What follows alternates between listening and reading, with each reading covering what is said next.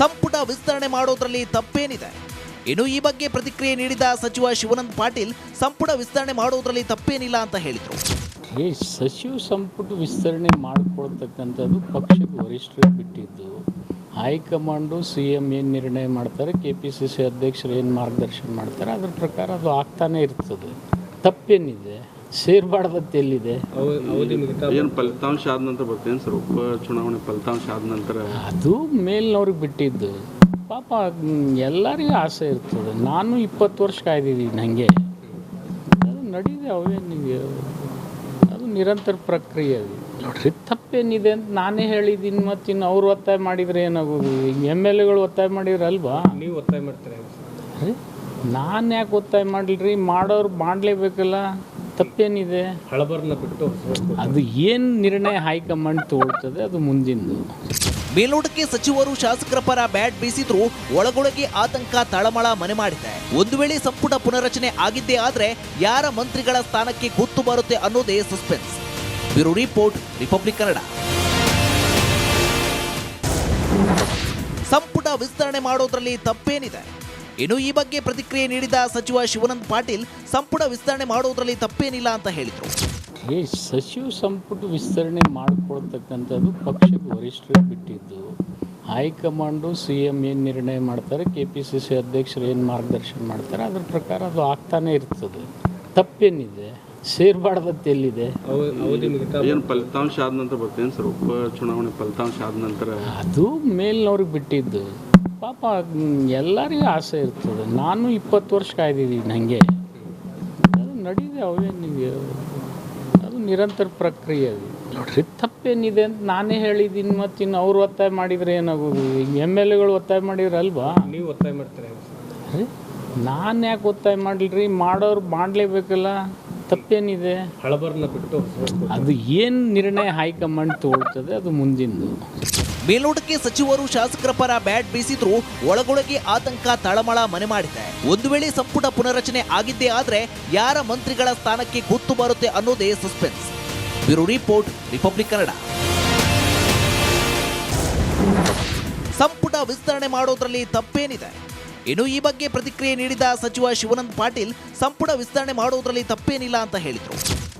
ಸಚಿವ ಸಂಪುಟ ವಿಸ್ತರಣೆ ಮಾಡಿಕೊಳ್ತಕ್ಕಂಥದ್ದು ಪಕ್ಷದ ವರಿಷ್ಠರಿಗೆ ಬಿಟ್ಟಿದ್ದು.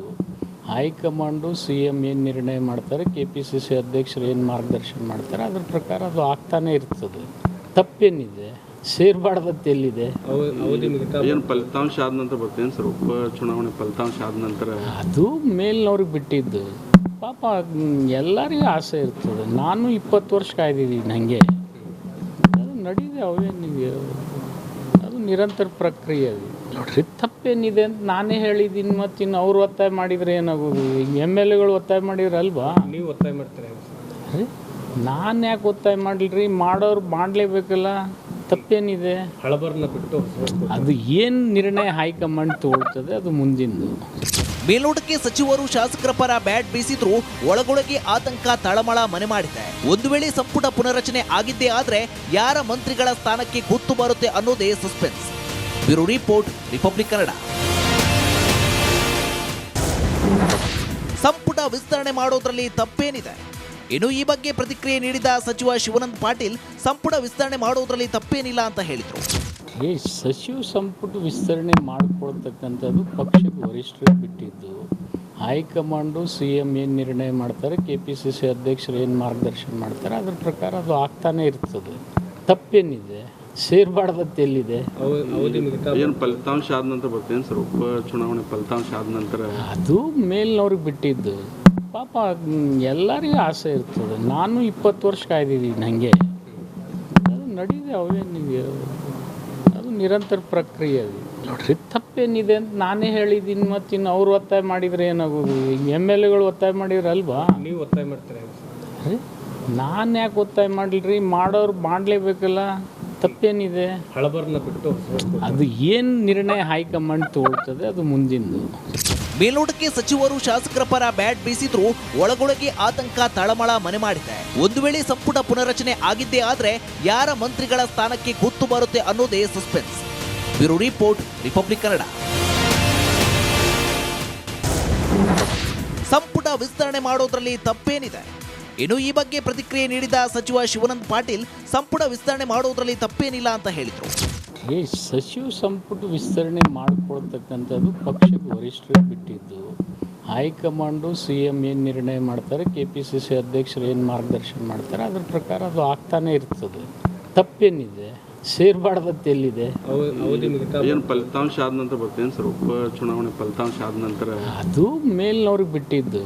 ಪಾಪ ಎಲ್ಲರಿಗೂ ಆಸೆ ಇರ್ತದೆ. ನಾನು 20 ವರ್ಷ ಕಾಯ್ದಿದ್ದೀನಿ ಹಾಗೆ.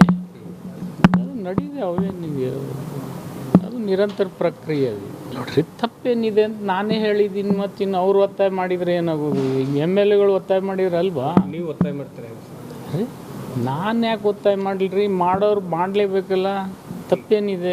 ಹಳಬರನ್ನ ಬಿಟ್ಟು ಅದು ಏನು ನಿರ್ಣಯ ಹೈಕಮಾಂಡ್ ತಗೊಳ್ತದೆ ಅದು ಮುಂದಿಂದು. ಮೇಲ್ನೋಟಕ್ಕೆ ಸಚಿವರು ಶಾಸಕರ ಪರ ಬ್ಯಾಟ್ ಬೀಸಿದ್ರು ಒಳಗೊಳಗೆ ಆತಂಕ ತಳಮಳ ಮನೆ ಮಾಡಿದೆ. ಒಂದು ವೇಳೆ ಸಂಪುಟ ಪುನರಚನೆ ಆಗಿದ್ದೇ ಆದ್ರೆ ಯಾರ ಮಂತ್ರಿಗಳ ಸ್ಥಾನಕ್ಕೆ ಗುತ್ತು ಬರುತ್ತೆ ಅನ್ನೋದೇ suspense. Bureau report, republic Kannada. ಸಂಪುಟ ವಿಸ್ತರಣೆ ಮಾಡೋದ್ರಲ್ಲಿ ತಪ್ಪೇನಿದೆ? ಇನ್ನು ಈ ಬಗ್ಗೆ ಪ್ರತಿಕ್ರಿಯೆ ನೀಡಿದ ಸಚಿವ ಶಿವಾನಂದ ಪಾಟೀಲ್ ಸಂಪುಟ ವಿಸ್ತರಣೆ ಮಾಡೋದ್ರಲ್ಲಿ ತಪ್ಪೇನಿಲ್ಲ ಅಂತ ಹೇಳಿದರು. ಸಚಿವ ಸಂಪುಟ ವಿಸ್ತರಣೆ ಮಾಡಿಕೊಳ್ತಕ್ಕಂಥದ್ದು ಪಕ್ಷದ ವರಿಷ್ಠರಿಗೆ ಬಿಟ್ಟಿದ್ದು.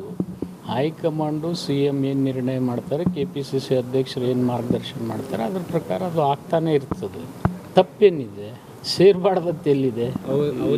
ಏನು ಫಲಿತಾಂಶ ಆದ ನಂತರ ಬರ್ತೇನೆ ಸರ್, ಉಪ ಚುನಾವಣೆ ಫಲಿತಾಂಶ ಆದ ನಂತರ ಅದು ಮೇಲ್ನವ್ರಿಗೆ ಬಿಟ್ಟಿದ್ದು. ಪಾಪ ಎಲ್ಲರಿಗೂ ಆಸೆ ಇರ್ತದೆ. ನಾನು 20 ವರ್ಷ ಕಾಯ್ದಿದ್ದೀನಿ ಹಾಗೆ. ಅದು ನಡೀದೆ, ಅವೇನಿದೆ, ಅದು ನಿರಂತರ ಪ್ರಕ್ರಿಯೆ. ಅದು ನೋಡ್ರಿ, ತಪ್ಪೇನಿದೆ ಅಂತ ನಾನೇ ಹೇಳಿದ್ದೀನಿ. ಮತ್ತಿನ್ನು ಅವ್ರು ಒತ್ತಾಯ ಮಾಡಿದರೆ ಏನಾಗೋದು? MLAಗಳು ಒತ್ತಾಯ ಮಾಡಿದ್ರಲ್ವಾ? ನೀವು ಒತ್ತಾಯ ಮಾಡ್ತಾರೆ? ನಾನು ಯಾಕೆ ಒತ್ತಾಯ ಮಾಡಲ್ರಿ? ಮಾಡೋರು ಮಾಡಲೇಬೇಕಲ್ಲ. ತಪ್ಪೇನಿದೆ? ಹಳಬರನ್ನ ಬಿಟ್ಟು ಅದು ಏನು ನಿರ್ಣಯ ಹೈಕಮಾಂಡ್ ತಗೊಳ್ತದೆ ಅದು ಮುಂದಿಂದು. ಮೇಲ್ನೋಟಕ್ಕೆ ಸಚಿವರು ಶಾಸಕರ ಪರ ಬ್ಯಾಟ್ ಬೀಸಿದ್ರು ಒಳಗೊಳಗೆ ಆತಂಕ ತಳಮಳ ಮನೆ ಮಾಡಿದೆ. ಒಂದು ವೇಳೆ ಸಂಪುಟ ಪುನರಚನೆ ಆಗಿದ್ದೇ ಆದ್ರೆ ಯಾರ ಮಂತ್ರಿಗಳ ಸ್ಥಾನಕ್ಕೆ ಗುತ್ತು ಬರುತ್ತೆ ಅನ್ನೋದೇ suspense. Bureau report, republic Kannada. ಸಂಪುಟ ವಿಸ್ತರಣೆ ಮಾಡೋದ್ರಲ್ಲಿ ತಪ್ಪೇನಿದೆ? ಇನ್ನು ಈ ಬಗ್ಗೆ ಪ್ರತಿಕ್ರಿಯೆ ನೀಡಿದ ಸಚಿವ ಶಿವಾನಂದ ಪಾಟೀಲ್ ಸಂಪುಟ ವಿಸ್ತರಣೆ ಮಾಡೋದ್ರಲ್ಲಿ ತಪ್ಪೇನಿಲ್ಲ ಅಂತ ಹೇಳಿದರು.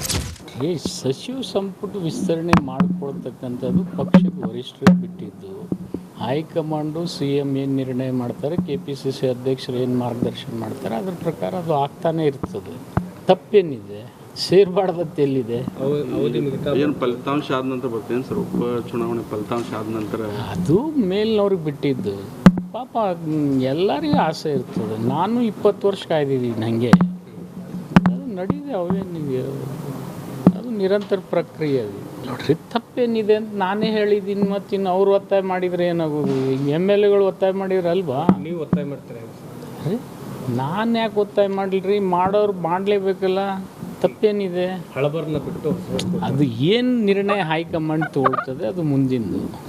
ಮೇಲ್ನೋಟಕ್ಕೆ ಸಚಿವರು ಶಾಸಕರ ಪರ ಬ್ಯಾಟ್ ಬೀಸಿದ್ರು ಒಳಗೊಳಗೆ ಆತಂಕ ತಳಮಳ ಮನೆ ಮಾಡಿದೆ. ಒಂದು ವೇಳೆ ಸಂಪುಟ ಪುನರಚನೆ ಆಗಿದ್ದೇ ಆದ್ರೆ ಯಾರ ಮಂತ್ರಿಗಳ ಸ್ಥಾನಕ್ಕೆ ಗುತ್ತು ಬರುತ್ತೆ ಅನ್ನೋದೇ suspense. Bureau report, republic Kannada. ಸಂಪುಟ ವಿಸ್ತರಣೆ ಮಾಡೋದ್ರಲ್ಲಿ ತಪ್ಪೇನಿದೆ?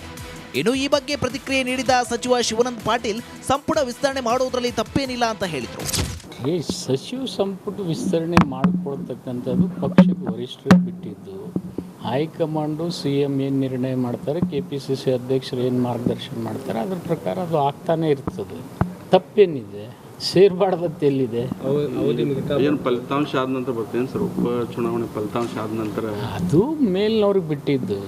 ಪಾಪ ಎಲ್ಲರಿಗೂ ಆಸೆ ಇರ್ತದೆ. ನಾನು 20 ವರ್ಷ ಕಾಯ್ದಿದ್ದೀನಿ ಹಾಗೆ. ಅದು ನಡೀದೆ, ಅವೇನಿದೆ, ಅದು ನಿರಂತರ ಪ್ರಕ್ರಿಯೆ. ಅದು ನೋಡ್ರಿ, ತಪ್ಪೇನಿದೆ ಅಂತ ನಾನೇ ಹೇಳಿದ್ದೀನಿ. ಮತ್ತಿನ್ನು ಅವ್ರು ಒತ್ತಾಯ ಮಾಡಿದರೆ ಏನಾಗೋದು? MLAಗಳು ಒತ್ತಾಯ ಮಾಡಿದ್ರಲ್ವಾ? ನೀವು ಒತ್ತಾಯ ಮಾಡ್ತಾರೆ? ನಾನು ಯಾಕೆ ಒತ್ತಾಯ ಮಾಡಲ್ರಿ? ಮಾಡೋರು ಮಾಡಲೇಬೇಕಲ್ಲ. ತಪ್ಪೇನಿದೆ? ಹಳಬರನ್ನ ಬಿಟ್ಟು ಅದು ಏನು ನಿರ್ಣಯ ಹೈಕಮಾಂಡ್ ತಗೊಳ್ತದೆ ಅದು ಮುಂದಿಂದು. ಮೇಲ್ನೋಟಕ್ಕೆ ಸಚಿವರು ಶಾಸಕರ ಪರ ಬ್ಯಾಟ್ ಬೀಸಿದ್ರು ಒಳಗೊಳಗೆ ಆತಂಕ ತಳಮಳ ಮನೆ ಮಾಡಿದೆ. ಒಂದು ವೇಳೆ ಸಂಪುಟ ಪುನರಚನೆ ಆಗಿದ್ದೇ ಆದ್ರೆ ಯಾರ ಮಂತ್ರಿಗಳ ಸ್ಥಾನಕ್ಕೆ ಗುತ್ತು ಬರುತ್ತೆ ಅನ್ನೋದೇ suspense. Bureau report, republic Kannada.